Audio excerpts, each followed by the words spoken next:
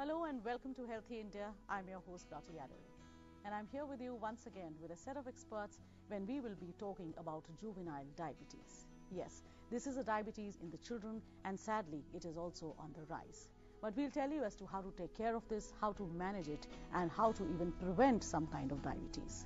Well, to tell us more on the issue, I have in the studio Dr. Vandana Jain, who's from the Department of Pediatrics at the All India Institute of Medical Sciences. To my left, I have Dr. Ravi Malik, Senior Consultant, Department of Pediatrics at the Redix Hospital. And to my right, I have Rupali Datta, who's a very well-known nutritionist at the Fortis Hospital. And to my extreme right, I have Dr. Mamta Sharma, Senior Specialist, Department of Pediatrics at the Safdarjung Hospital. So I take this opportunity of welcoming all four of you to the show. Well, friends, before we start talking to our guests, let's all take a look at this report.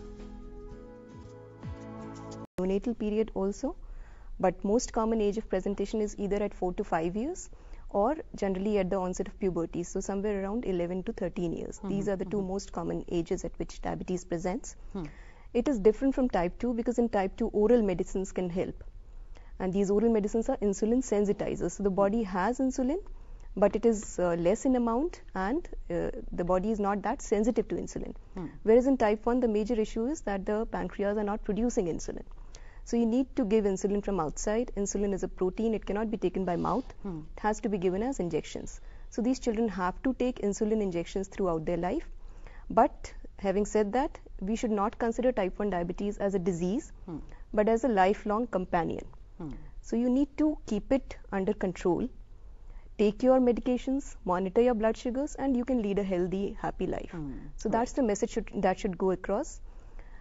Important thing is, as rightly pointed out, it affects only 10%, and diabetes we know is very, very common in our country. So when a child has diabetes, parents hear from everybody, take this Ayurvedic medication, do yoga, take neem. So they start trying all these alternative remedies and sometimes they stop taking insulin. So that's the most important problem that we sometimes face, that they come back, they have been diagnosed, started on insulin, stop taking it, and then come back to us with the child sometimes very, very sick. Right. Yes. So Dr. Malik, what kind of burden do you really see in the country as far as juvenile diabetes really goes? I will like to tell you certain statistical data. Number one is that juvenile diabetes accounts for almost 10% of the total cases of the diabetic population. World over, about 15 million people are suffering from this disease. The other thing I will like to point out is that in different communities the incidence is different. Like in Finland the incidence is very high, it is 40 per 1 lakh, and in places like Karachi it is very low, it is 0.